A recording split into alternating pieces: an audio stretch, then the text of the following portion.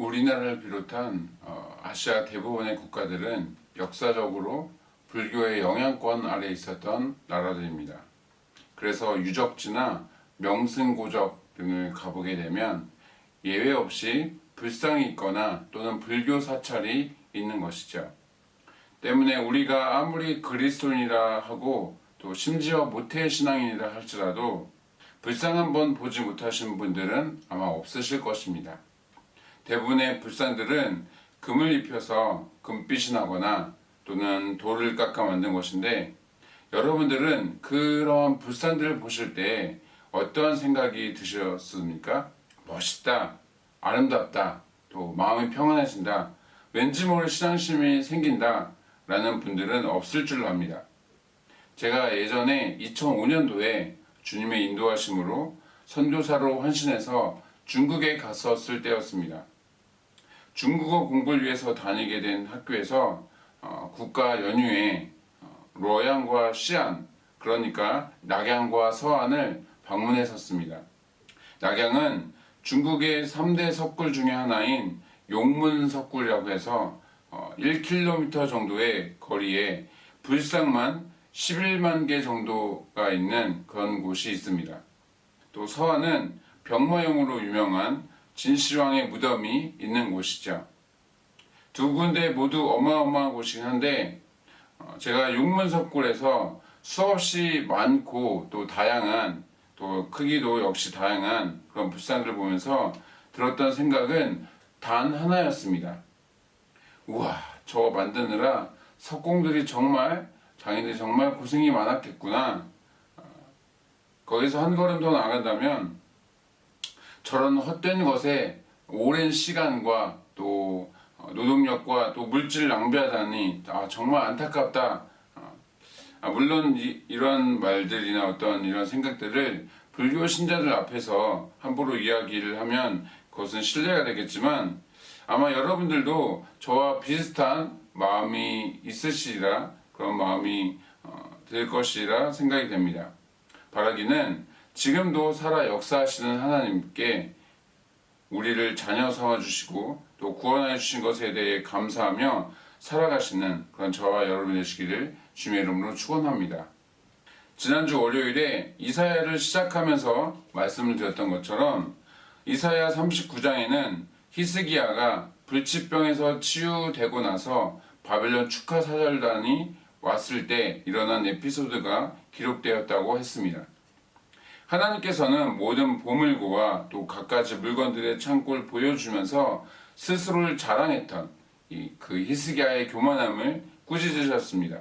그에 대한 징계로 바빌론에 멸망당하고 또 포로로 잡혀가게 될 것이다 라고 예언을 하게 하셨죠. 그리고 40장이 들어서면서부터 분위기가 바뀌고 포로들이 귀환하는 그런 내용들이 언급되고 있는데, 이사야 후반부도 이사야가 기록했다, 집필했다 라는 그런 전제 아래 우리가 생각해 볼 것이 있습니다. 이사야 40장 이후의 기록 시점이 최소한 히스기야 말년이나 그의 아들인 므낫세 때에 쓰여졌다라는 것입니다. 본문의 내용을 기준으로 추측해 본다면 므낫세 왕 때의 기록일 확률이 높습니다. 왜냐하면 히스기야 왕은 남유다의 왕들 중에서 다윗의 길로 행하면서 하나님을 잘 섬겼던, 그나마 하나님 잘 섬겼던 그런 왕이었습니다. 이에 비해 므낫세 왕은 우상 숭배의 극치를 이루었던 그런 남유다의 대표적인 왕이었는데, 우상에 대한 언급이 계속해서 이 이사야 40장 이후부터 등장하고 있기 때문입니다. 특별히 오늘 본문 전반부에서도 그렇고 이전의 본문에서도 그렇고 이사야 40장을 시작하면서 각 장마다 계속 등장하는 표현이 3가지 정도가 있습니다.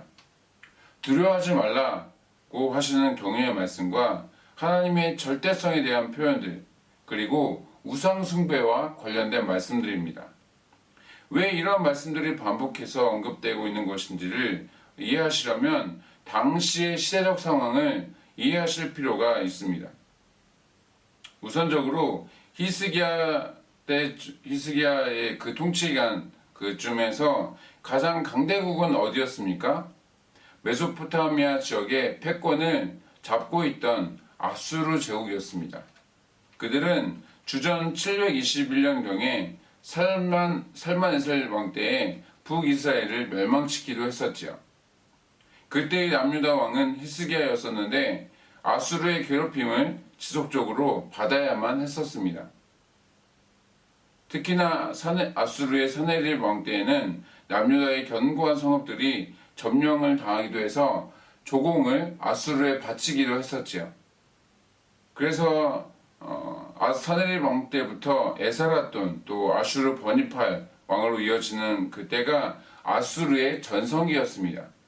가장 강력한 국력과 또 넓은 영토를 자랑하던 때였던 것이죠. 오죽하면 아수르에 의해 어려움을 당하지 않은 나라가 없었을 정도였던 것입니다.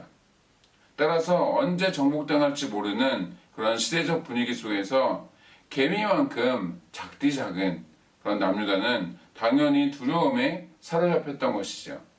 서양 사람들은 극심한 고난과 또 어려움에 봉착하게 되면 크게 두 가지 반응을 보이는 것 같습니다. 하나는 모든 것을 자포자기해서 페인으로 살아가거나 아니면 심한 경우 목숨을 끊는 것입니다. 또 다른 하나는 그 문제를 해결해 줄 수 있는 어떤 사람이나 단체를 알아본다든지 아니면 특정 종교에 귀의를 하게 되는 것이죠. 쉽게 말해서 절대적인 존재를 찾는다는 것입니다. 물론 그리스도인이라면 하나님의 택함받은 백성임을 믿는다면 당연히 하나님을 찾고 의지해야 하겠죠. 므낫세 왕도 누군가를 열심히 찾고 의지했지만 안타깝게도 그가 찾은 것은 하나님이 아니라 세상적인 방법이었습니다. 열심히 우상 숭배를 했던 것입니다. 마음과 뜻을 다해 하나님을 섬기지 않고 그분의 말씀대로 살지 않아서 징계 차원으로 찾아온 어려움이라 그렇게 생각하지 못하고 깨닫지 못하고 주변 나라들처럼 여러 다양한 우상들을 섬긴 것입니다. 눈에 보이지 않는 하나님은 먼 곳에 계시거나 약하신 것처럼 느껴지고 눈에 보이면서도 가까이에 있는 우상들에게는 절대성을 부여했던 것이죠. 그런데 우상 숭배하는 사람들이 종종 놓치는 부분들이 있습니다. 그것은 바로 우상에게는 어떠한 능력도 있을 수 없다는 것입니다. 왜 그렇습니까? 솜씨 좋은 장인들이, 기술자들이, 석공들이 만들어낸 것이기 때문이죠. 한때 우스갯소리로 서울 광화문에 세워진 이순신 동상이 자정만 되면 거리를 활보하며 순찰한다, 나쁜 놈들을 잡아간다, 그런 얘기를 하기도 했었는데 실제로는 그럴 수가 있나요? 없는 것입니다. 모든 우상들은 만들어진 재료가 금이든 은이든 또 나무나 돌이나 금속이든 간에 눈은 있지만 볼 수 없고 귀는 있지만 아무것도 들을 수가 없습니다. 팔이 있어도 도움의 손길을 내밀 수가 없고 다리가 있어도 걸어 다닐 수가 없는 것입니다. 어떻게 보면 망부석처럼 절대 움직이지 않고 그 자리를 지키고 있는 그냥 그 자리에 있는 그냥 어떤 물건, 짐 그런 것에 불과한 것이죠. 그러한 죽어있는 것을 믿는 이유는 그들의 학력이나 지적 수준의 어떠함을 떠나서 영적으로 눈이 가려졌기 때문입니다. 물론 신약 이후에는 하나님보다 더 사랑하는 것을 우상으로 규정하고 있기 때문에 어떠한 것을 만들지 않더라도 눈에 보이는 어떤 것을 만들지 않더라도 우상으로 삼을 수가 있습니다. 자녀나 또는 배우자나 혹은 스펙이나 물질등을 하나님보다 더 의지할 수 있는 것이죠. 따라서 우리의 마음을 날마다 점검함으로 그 어떤 우상도 우리의 삶 가운데 들어오지 못하도록 우리는 해야 할 것입니다.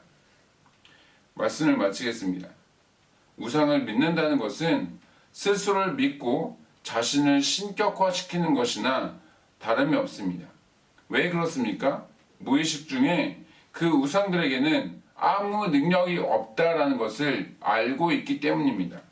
그래서 가만히 살펴보면 결국에는 본인의 생각과 마음에 따라서 자신이 하고 싶은 대로 하는 것을 볼 수가 있는 것이죠.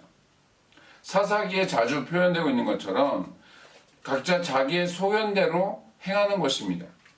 그 얘기는 하나님을 믿는다 하면서도 그분의 말씀대로 살지 않으면 우상 숭배자들과 차이가 없다라는 것이죠. 사랑하는 성도 여러분, 지금 여러분들의 신앙생활은 어떻습니까? 온전히 하나님만 바라보고 그분만을 의지하며 나아가시기 바랍니다. 그렇게 해서 어떠한 절망적인 상황에도 우리를 능히 도우시고 구원하실 수 있는 전지전능하신 여호와 하나님을 날마다 경험하시는 그런 저와 여러분이 되시기를 주님의 이름으로 축복합니다.